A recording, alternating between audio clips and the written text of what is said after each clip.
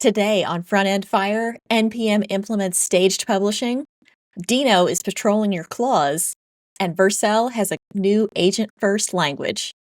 It's a jam-packed episode, so let's get into it.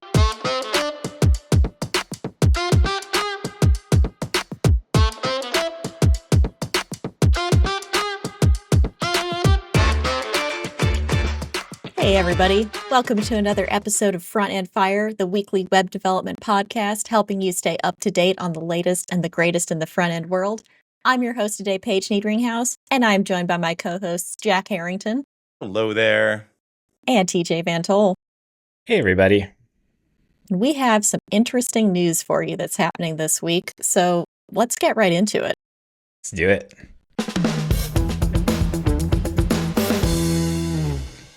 All right. TJ, would you like to start us off this week? Yeah, so I've got another update on NPM. This is starting to also become the NPM podcast, but AI, NPM. Security. Yeah, and I think if NPM is constantly in the news for doing security things, that's not the worst thing. That shows they're caring, that shows they're trying. Yeah, and okay. So back in episode 128, we covered a proposal at the time that they had called staged publishing. So the update or the news is that this is now live. So at the time we first covered it, it was a proposal, but is now something you can do in a process that you can use. And basically, this is a step where it's an additional level of approval that packages can go through. So basically, instead of publishing packages directly to NPM with NPM Publish, you instead submit packages to a staging area with NPM Stage Publish. And then a maintainer must approve the staged package with two-factor auth, the CLI, or on the NPM website. And this is obviously part of this is an additional level of security to help malicious packages from being published. But there's also some other cool things you can do with this. Like if you want to release a bunch of packages at once, you could do stuff where you stage all of them and then one approver goes in and releases them all at one time, which especially a lot of modern tools break their packages up into, or break their whatever their project is into multiple packages. Oftentimes you want to release them at once. This gives you some level of orchestration around that. So it is also cool for those sorts of workflows. And overall, I think it's just a nice, cool feature that NPM is offering. Yeah, this is big. And I know that a lot of people, like you're saying, a lot of maintainers have multiple packages that they are responsible for. So making this simpler for them to just kind of get it all out there at once or to have that final check of the process before it gets released is big news for them. So that's awesome that it's fully implemented and usable now. And then the other cool piece of news is that this is live in NPM 11.5. But it is also now live in the PNPM CLI as well. So if you update to 11.3, you can use that to stage packages as well. So nice that it's available with multiple tools also. Very cool. It's actually really great. I was just going to ask, like, how do you handle, multiple packages? Because that's very common nowadays to have like all these little mini packages that kind of work together. And it's great that they have like a whole staging system. But man, it's getting to be really complicated to be on the publishing flow side of this. But that's okay. That's fine. Because one wrong publishing has a lot of bad effects. But I guess the same cannot be said for like on the consumption side, I suppose. Yeah, and I mean, yes, it is getting more complicated. But at the same time, it seems like everybody's attacks are getting more sophisticated. So if we're all going to be using agents to supercharge our workflows and make us more effective as hackers, apparently we need to also make it more complex for the maintainers in order to try and prevent that. So yeah, it's a double-edged sword for sure. Yeah, there's a lot of regulations involved with running a bank, but turns out there's good reason because if you run a bank poorly, there's lots of bad things that can happen. So I think we're kind of just it's the world we live in now, and so it's a necessary evil. Man, if only running open source projects were anywhere near like the value of running a bank, like in terms of economic value. Yeah, the profit. Yeah, right. Oy. All right, well, that is good news for NPM. Hopefully that will stem the tide of the hackers on the other side. Jack, what have you got for us this week? Yeah, speaking of security, so my kid's too old for Paw Patrol, but apparently I'm old enough for now Claw Patrol, as are we all. This is a Deno adjacent kind of project that was part of. It's not necessarily like anything to do with Deno in particular, but it is by the Deno team. They're apparently doing a lot of work with automation, and like everyone else, they want to make sure that their automation doesn't go off the rails. So they've created this thing called Claw Patrol.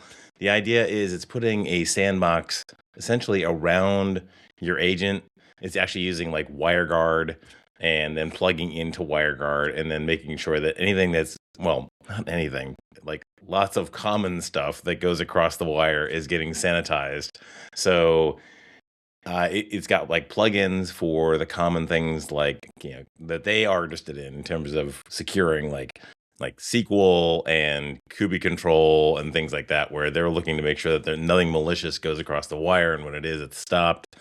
So you basically run this Claw Patrol thing, and then it runs in turn like your Claude code or your codex or whatever, and then it just make sure that whatever that's doing on the wire is secured.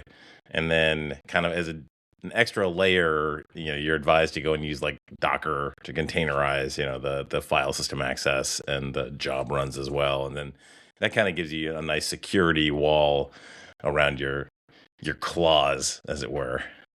So is this, the name makes me think that it's specific to OpenClaw, but that is not the case. No, you could run Okay. anything. It's just basically a security container that handles like inspecting stuff that goes across the wire and looking for particular patterns on particular ports. You could run anything in there, and they're just kind of picking up on the on the clever naming and the fact that like lots of people are worried in particular about the security of claws. Another thing it does is you give it kind of essentially like fake keys. Like, here's my OpenAPI key, and then it on the way out the door to OpenAI will then go and remap that key to the actual key as it's going out the door in the request. So the value of that is that, that the agent in this case would not have the key and couldn't then send the key or leak the key anywhere else because it actually doesn't have the key. Yeah. It's stored like an environment variable almost. Yeah. The environment variable that it thinks it has is like this fakey key, and then it actually gets turned into the real key as it zips across the wire. I do like how their logo is like a lobster claw, but it's wrapped up like with restaurant. the rubber band. Yeah, with a rubber band, like restaurant style and whatnot. It's kind of clever. Keep your claws in check, as it were. But that's not the only thing it can do. And yeah, I think it's just more marketing that it's associated with claws. Mm-hmm. Jack, are you still using OpenClaw for your setup? I am. I really haven't touched it since I initially set it up, and it keeps on giving me articles that I then summarily don't read. Just like it's like another fountain of information that in my day, and it's like I don't need that. Actually, yeah. I've shut mine off. I've still got it set up so I can play with it, but what I found is that Claude Desktop and Claude Cowork is kind of, I mean, it's more limited. You can't do as much stuff as OpenClaw, but it does kind of the things I need it to do, and it's so much easier. And I also trust it a little bit more, which is why this new service made me think of it, because Claude running locally, I trust it a little bit more to have guardrails in terms of what it's able to do and what it's not able to do than OpenClaw. And OpenClaw still scares me, especially an OpenClaw running locally scares me enough. An OpenClaw that I deploy somewhere scares the absolute crap out of me. I would not want to do that at all. So I get why these services exist, because certainly there's other people in that scenario. Yeah. I would really like to see, like, after the initial OpenClaw rise to fame back in January, and then Claude rolled out desktop and Cowork and stuff like that, how much OpenClaw is still being used as opposed to these other Anthropic-based options that are more secure, more full-featured, more secure again. more documented, all those things that kind of give you a little bit more of a sense that this is a supported open source or supported software versus just you're out there in the Wild West making things up and seeing what happens. Well, for me, when we looked at the commit history of OpenClaw and saw the just complete bombardment of commits that goes into that project, that's honestly was what scared me off. That I don't really want to be messing around with this, other than if it's popular and if I have a toy isolated playground, maybe just for fun, play with that. But for actual work stuff or important stuff, at the moment, I'm just sticking with Claude. Very interesting, though. We'll see if OpenClaw starts to get a toehold. I mean, it sounds like a very useful thing, especially for people who are trying to do more agentic stuff that potentially could be, a little bit dicey, which is most of us, if we're being honest. So, yeah, good idea, Deno team. Yeah. Good on ya. All right, so my update for today is that we have a new programming language because we are the Front End Fire podcast. But this is a new one that is specifically targeted towards agents in a way that we haven't really seen before. So it is from Vercel Labs, which is not clear when you go to their website at first, but as we were poking around and looking at the docs and things like that, it is from Vercel Labs and it's called zerolang. And it describes itself as an experimental graph-first programming language, which I'm still having a hard time wrapping my head around, to be completely honest. But the base or the inspiration is from Zig and Rust, because all inspiration today comes from those two programming languages. And the thought or the idea behind it is that instead of editing source code text like we have all of our editors doing right now, zerolang wants agents to inspect something called program graph, which is derived from source code, and submit graph edits or graph patches to that instead of actually editing the source code. So the source code is there, it is human readable. The syntax is pretty easy to pick up on if you have written JavaScript before. It's FNs and for functions and voids and arrows and all that kind of stuff. So I think it would be pretty easy to get a grasp of what's going on, but the idea is that it's actually writing to this graph that is generated from the source code instead of writing to the source code itself. And they say that some of the benefits of it are that it provides better semantic navigation. It provides really precise edits because you're editing graph nodes or hashes instead of lines of text. Shorter feedback loops, so less tokens are being used in the process. And they have some things like for them, one obvious path or pattern for accomplishing a task. So instead of what we do as developers, which is choose the way that we like to write things or the preferred path, there's kind of one basic one that it wants agents to use. A robust standard library, so you don't have to install a bunch of little packages to get basic functionality that you need like we do with Node and Express. And readable tooling, so it can easily read diagnostics, graphs, size reports, repair metadata, things like that. It seems like it is trying to be very agent first. I'm just not completely sold that this is something that developers are going to get on board with.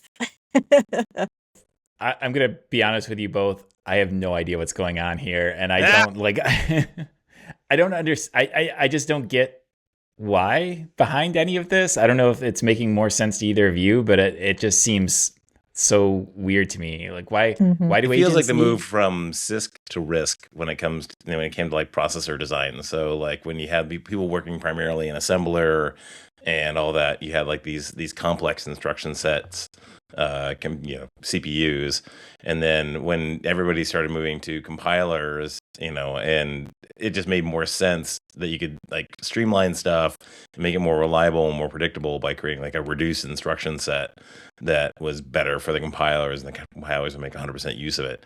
I mean, I think that's kind of a similar sort of thing here where like you want the LLM to basically say, a for loop, and there's no reason for it to have like 10 different variations on what a for loop might B, or to use, for each, or all these kind of legacy things that have built up over the years for DX, right? Just streamline the full DX, simplify it.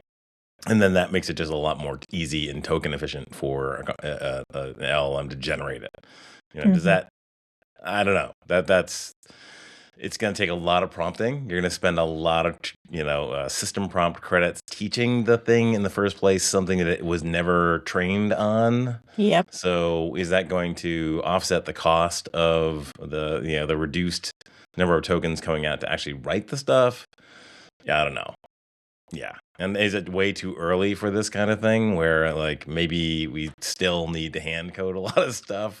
And if you create like a weird language that, is not necessarily good for humans, a lot better for LLMs, maybe the humans aren't going to like it when they have to go and reach into the guts to actually make a change at 2 a.m. in the morning when they're like, oh, why is this not working? Yeah. Kind of I mean, that's kind of one of the main things that I was thinking is that there are so many people who are not ready to hand it off to agents for writing the code. They're happy to like talk it through with them, make plans with them, get some direction, but they're still the ones who are implementing the code because that's where they feel comfortable. So having to use this, which is kind of what it seems like, to generate your code. Yeah, I'm not sure if we're there yet. I don't know if we're ready to make that leap.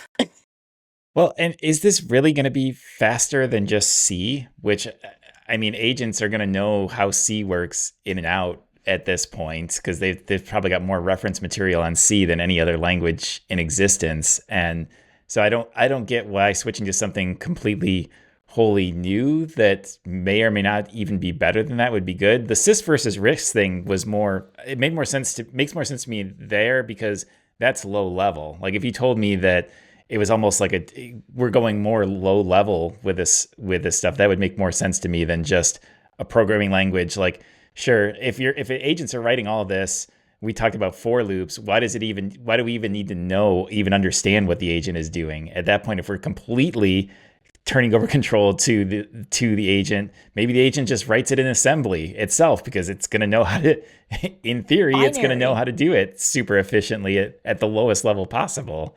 Yeah. Yeah, I mean, I think in a way it's like us looking at this stuff and saying, well, our jobs aren't low level, but our jobs are getting increasingly low level. Yeah, so I don't know. Although I will say, having done just recently a game show on this and compete against an AI, and the AI, wasn't really good at doing like very complex front end stuff. Like drag dropping, like complex, like, editor type stuff. They don't really understand that. So, and that's where a lot of this complexity comes in. I would trust a backend, an LLM to write CRUD stuff and APIs all day long. Sure. Because it's pretty honestly. I'm sorry for all you backend developers out there, but like, it's not as hard as writing an editor up on the front end that has to take into account all like this asynchronous event looping and actions and blah blah blah blah blah. So it's more objective and less subjective. The back end stuff, the requirements are a little more clear. Yeah. Scalability and performance is like the biggest bottlenecks for the back end and making sure that the database is updated at all times and synced. But yeah, the front end can go all sorts of different ways. That's the thing. It's like it's more creative, I guess. That's a word for it. Creative. Crazy. But yeah. Yeah. It's really interesting. I think but you look at the website and it says all over the place, experimental. Do not put this in production for an important application. Try this out. Make sure it's sandboxed, just be aware that there are breaking changes coming. Yeah. But it's interesting. It's an interesting new stab in a direction that we haven't really seen, I guess, up to this point. It does remind me because there's research that LLMs largely we talk to it in English, but under the hoods, LLMs are just dealing with tokens. So if LLMs are talking to other LLMs using a language that we understand is actually less efficient because it's almost like a translation layer. And this kind of reminds me of the same sort of concept, at least the direction they're trying to go with this, that if the humans truly aren't involved, what is the best way for the machines to handle this? And just being in that world and us having that conversations in and of itself is really kind of surreal, honestly. Mm-hmm. What a long way we've come in just a few years. Yeah. Right? All right, so I think that is our main news for today, but we do have some lightning news, so let's get into that.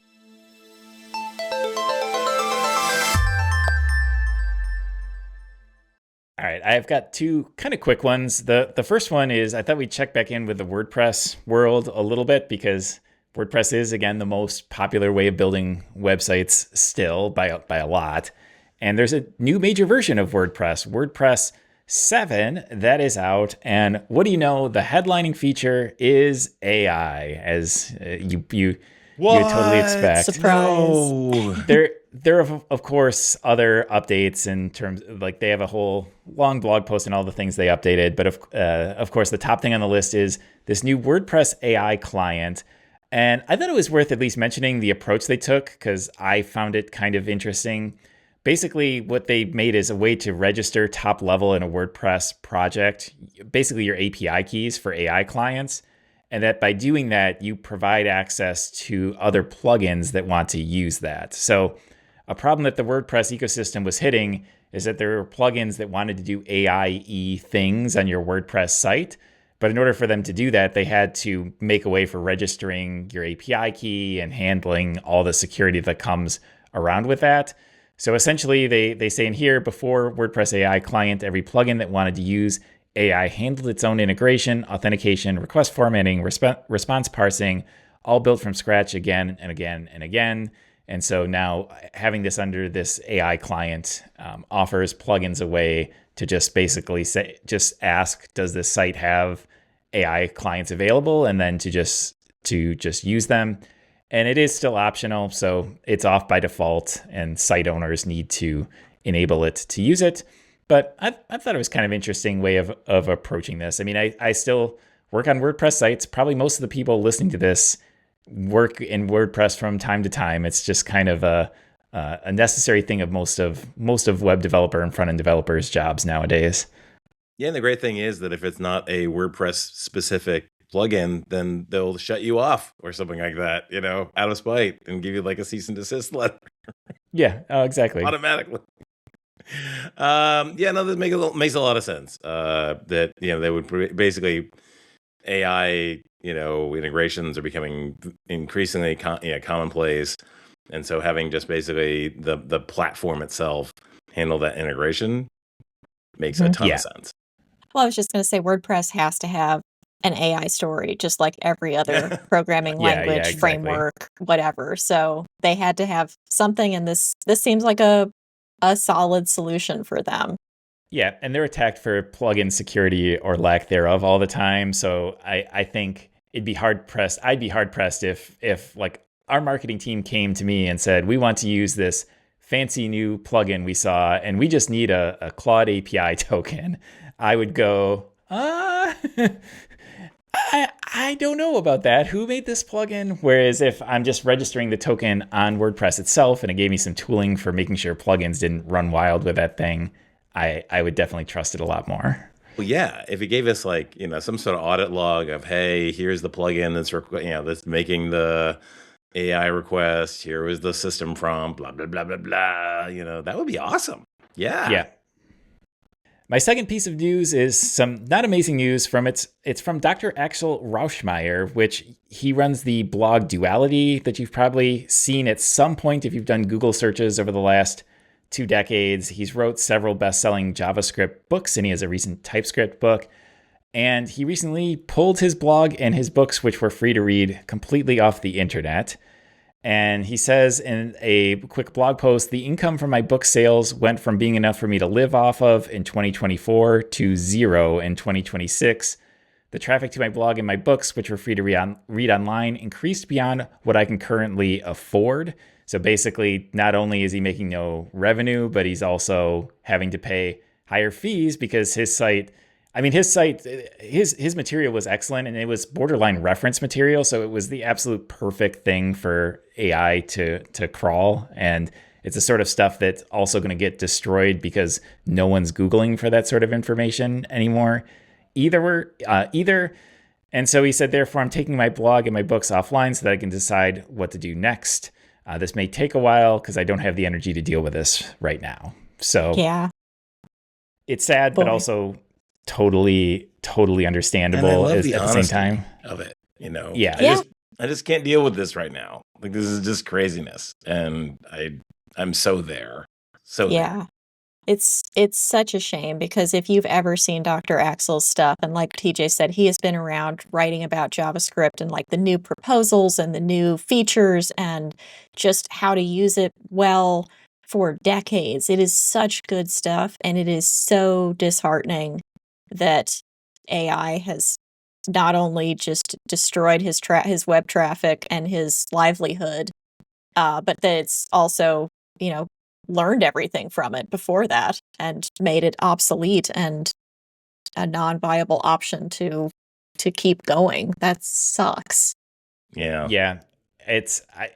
I've also met Dr. Axel in person at a conference, and he was a great guy, just totally awesome guy to talk to, super smart guy. And it sucks, but this is like, talk about a perfect target for LLMs. His content was, he basically personally helped train the bots that are making our jobs so much easier, and he really gets nothing out of it, and that just sucks. Yeah. I wish I knew like how we could fix this or what the answer would be, because he deserves to keep making a living off of what he has done so well for so long. Yeah. It's really hard to know where the future of this is going, because Google I/O was also just recently happened within the last week or so, and they announced another slew of features to cede more control over to their AI stuff.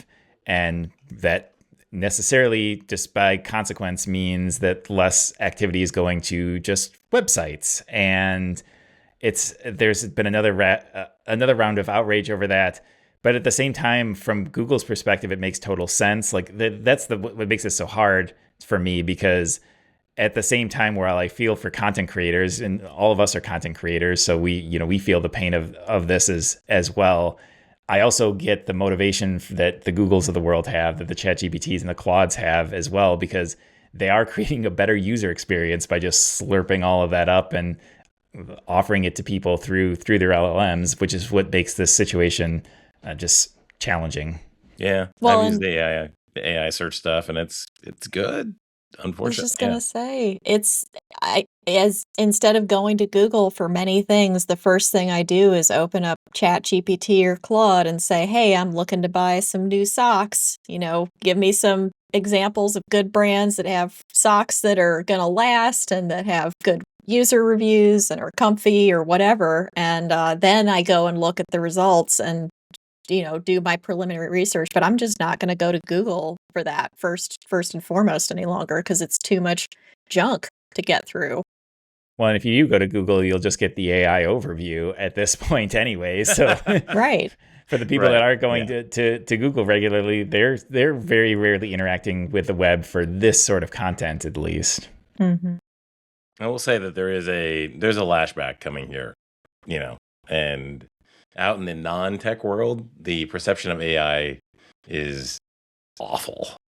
Like, people are really pissed about it, and it'll be interesting to see like how this evolves. If it will get like a Google competitor that's like zero AI, as their tagline, Well, that's where DuckDuckGo is trying to. They're trying to They're seize headed. the moment and trying to capture this anti-AI sentiment.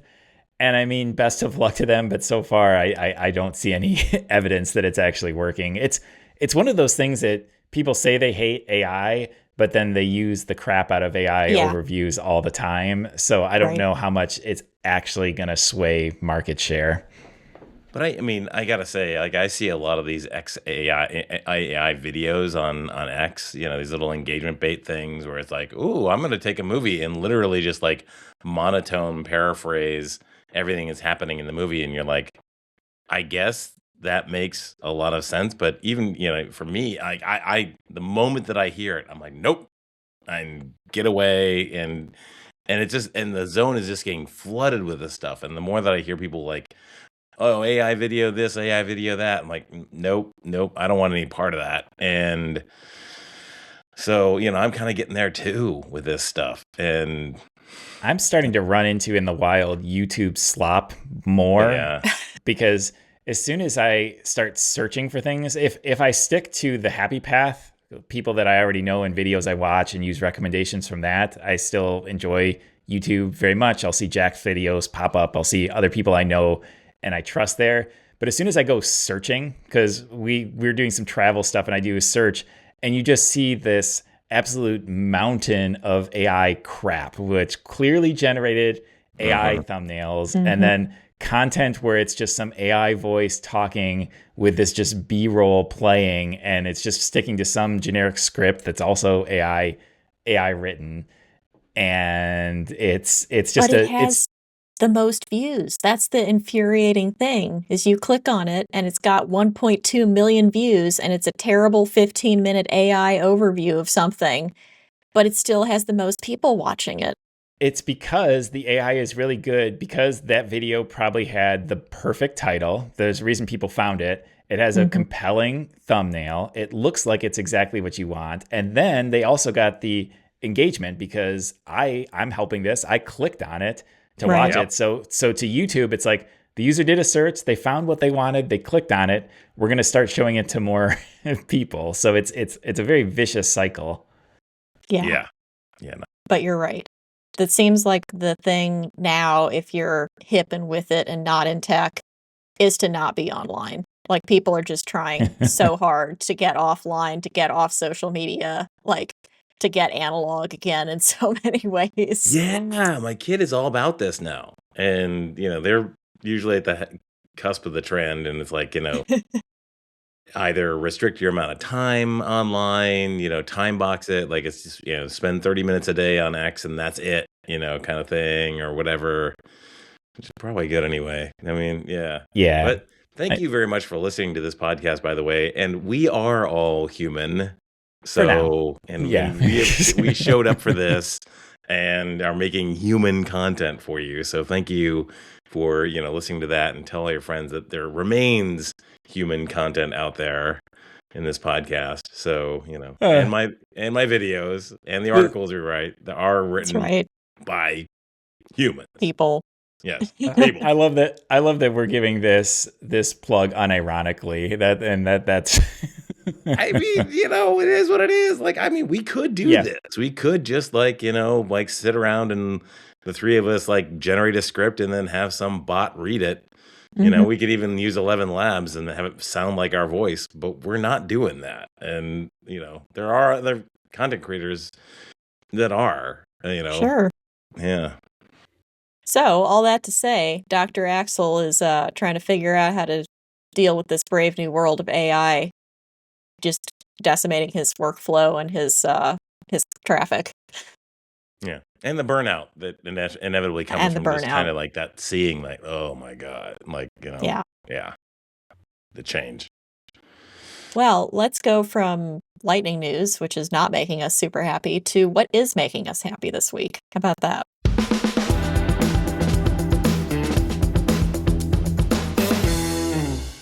All right, Jack, you are up first for what's making you happy. So this is not a plug. We're not getting paid for this. We don't actually take any ads at all, by the way. That's a different story. But I do like the Shox headphones. And I recently got the Shox Dots, which are these tiny, tiny, tiny little headphones that are open air. So you kind of put them on the back of your ear and they sort of clip forward and just rest on the outside of your ear. So you can hear the outside world, but you can also get, some really good sound. And so for me and my guitar playing, it's a really nice way of like being able to listen to the guitar and the tone of my guitar and also have the music as a reference in the background so that I can kind of play along with it. Yeah. So they're really, really cool. And they are, I mean, I swear to God, I actually forgot I was wearing them. And I know that that's kind of a cliche thing to say, but like literally I was like looking at the case, like, are they in there or not? And it's like, oh, wait. Oh, they're actually still on my ear. Like, whoa. Okay. That's pretty crazy. So instead of being a single piece that's connected and fits over both ears or in front of both ears, they're little headphones, they're separate headphones. And they are separate headphones. It's not my favorite thing in the world. I'm not running with them, but in terms of comfort though, just crazy comfortable. So yeah. I like the look of them. Just looking over the website. So yeah. Cool. Definitely check those out. I know a lot of people who love the Shox headphones, like just the regular ones. So I'll have to definitely check those out for the dots. Yeah. My wife is all about, like, she's got a pair that she uses for swimming. And oh, really? She says that they sound phenomenal. Actually, they sound way better under the water than they do. It's like this. Wow. It's crazy. That's cool. I've always wanted to have something like that. Playlists and stuff. It's really cool. Nice. I didn't know that they made that. That's awesome. That's very cool.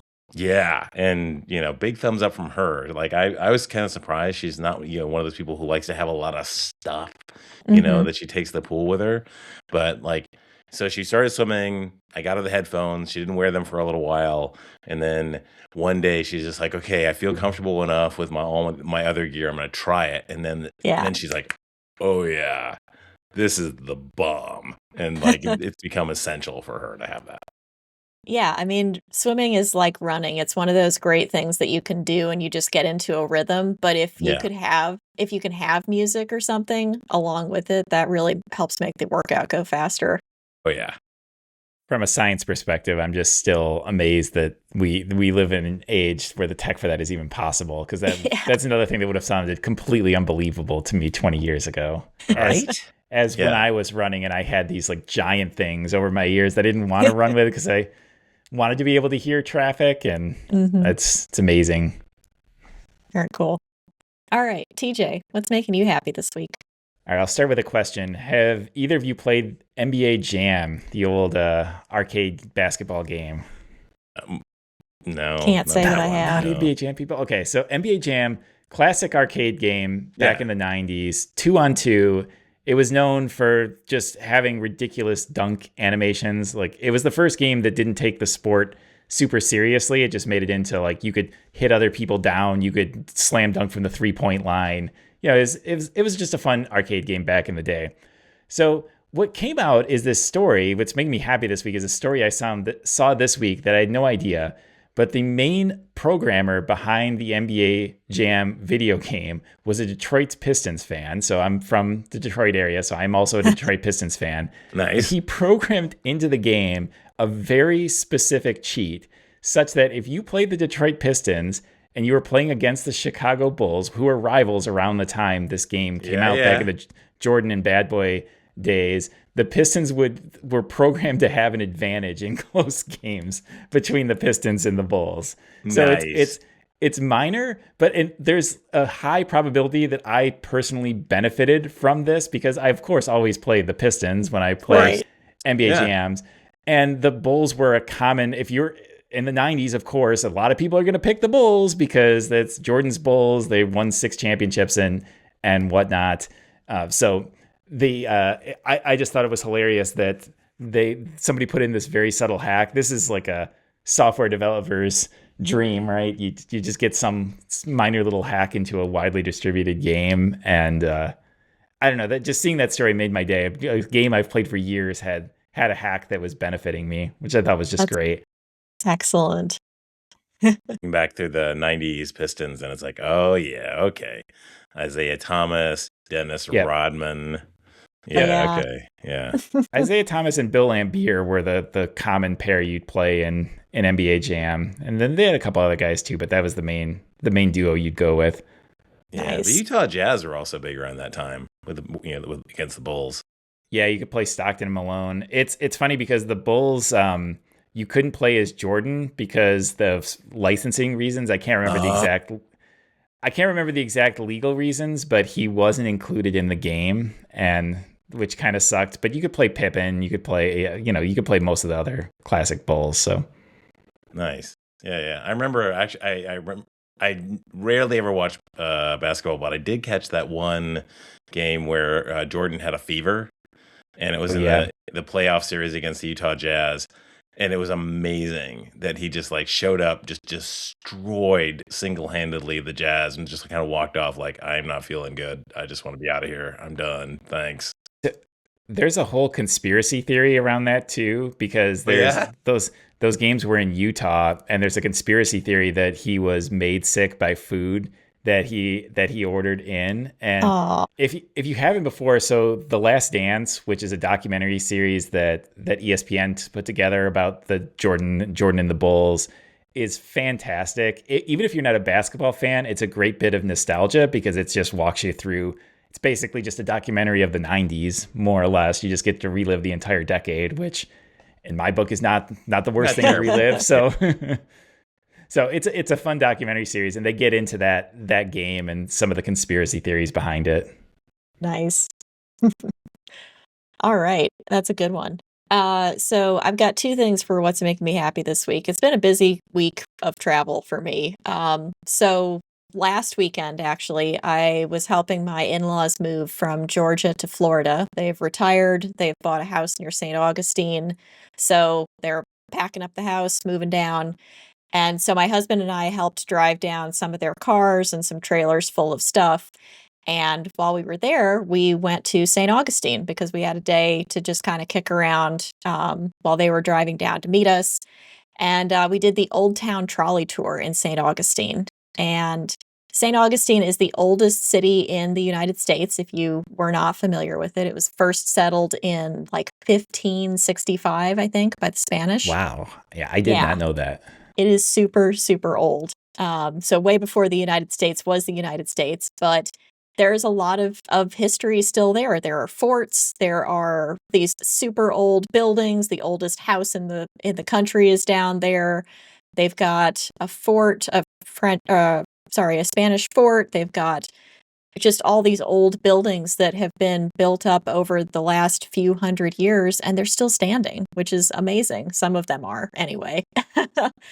So when we were there, we like to do these tours where they'll let you just like hop on and hop off, but tell you what you're seeing as you're going past. So the Old Town Trolley Tours, which we've done in other cities in the US, were there.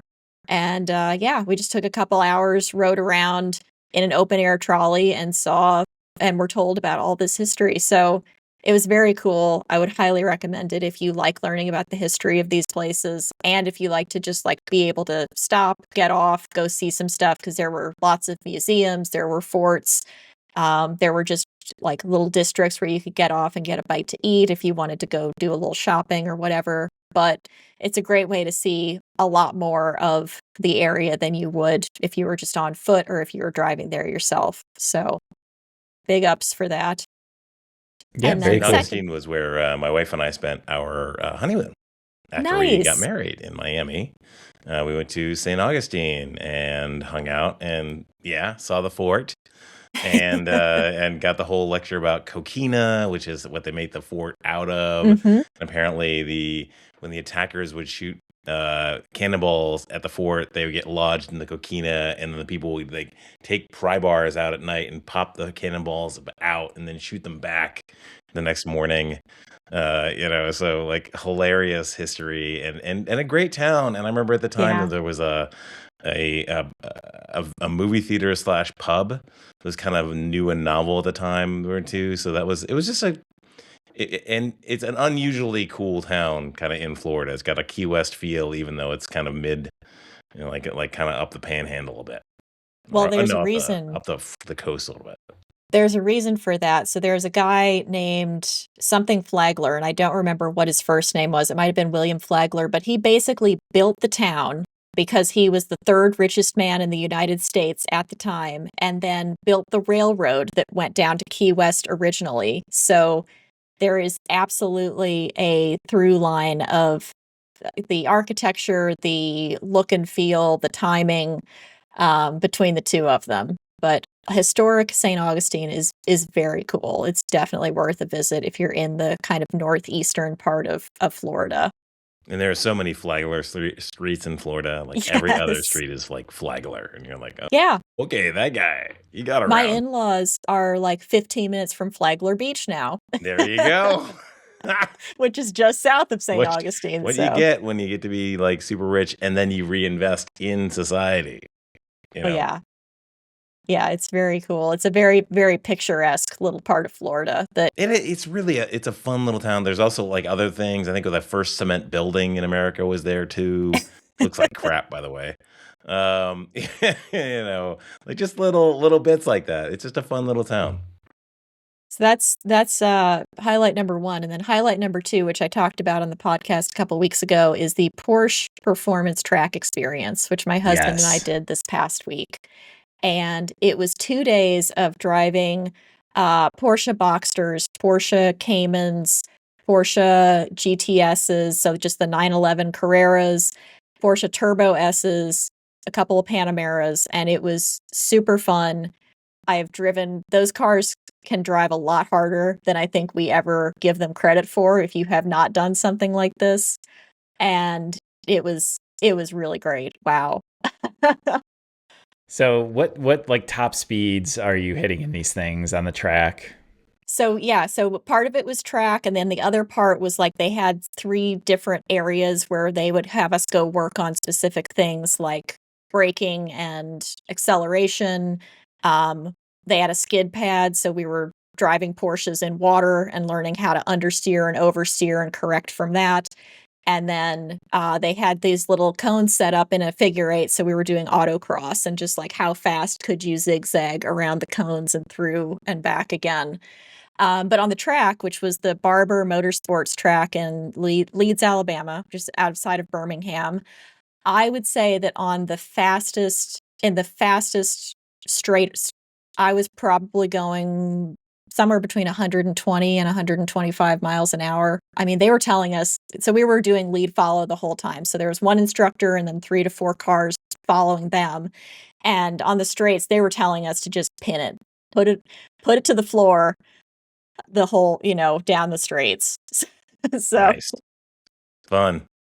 yeah. So in Carrera S's doing 120 plus miles an hour on the straightaways and then braking like you would not believe, like to go back into the turns and hit the apexes, and wow.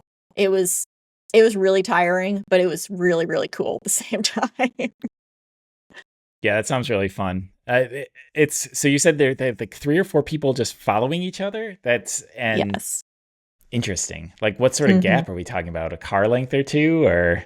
Yeah, the instructors were telling us to try and keep it to 2 car lengths, and it just kind of depended on how much you were braking in certain turns that you'd start to, drop back, and you'd have to accelerate more to catch up. But they took us through on ride-alongs first to kind of show us exactly where and how hard they were accelerating and braking.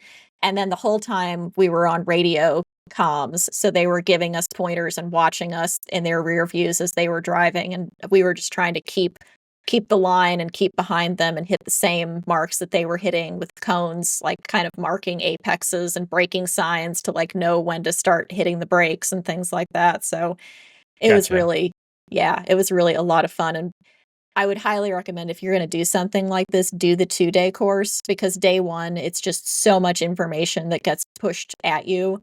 And then on day 2, it's like you've got a little bit of experience, you've slept, you've hopefully rested a little bit, and then you can kind of start to apply what you learned in day 1 a lot more on day 2.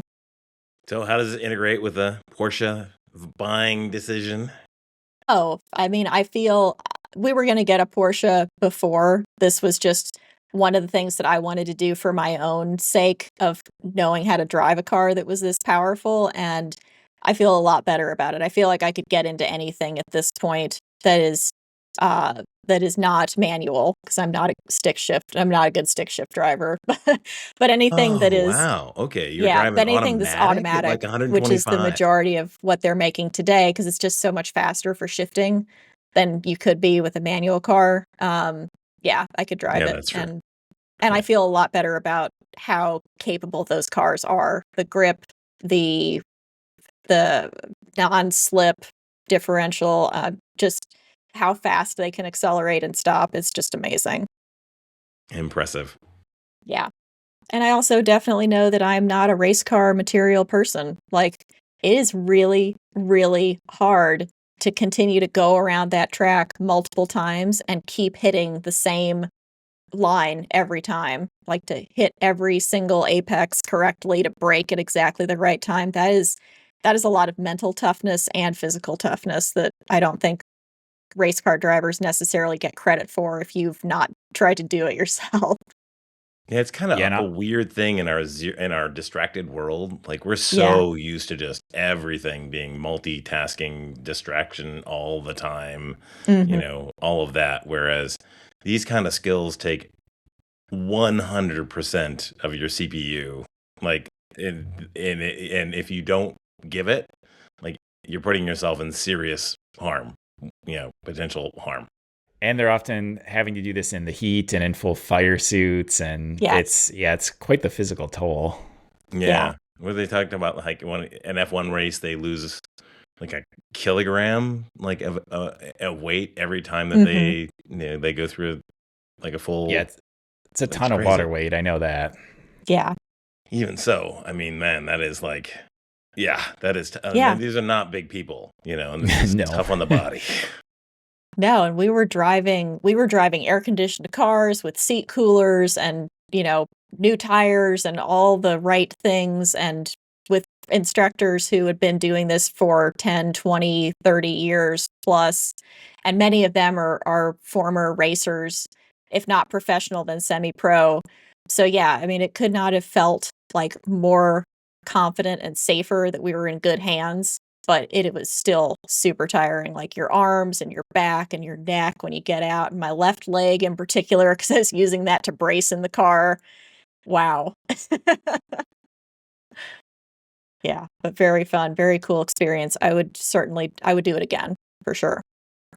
Very cool. All right. Well, I think that is going to wrap it up for us for this week. So, thank you, everybody who's listening. If you want to come and talk to us about your own racing experiences or what you think of Zero Lang, and if you would have your agents just trust it to do stuff, you can come find us on our Discord channel. We're in the Front End Fire Discord, and we have our own, or sorry, that we're in the Blue Collar Coder Discord, and we have our own Front End Fire channel. And yeah, come hang out with us there or find us online anywhere else at Front End Fire. Yeah, thanks everybody. We will see you next week. See you next week.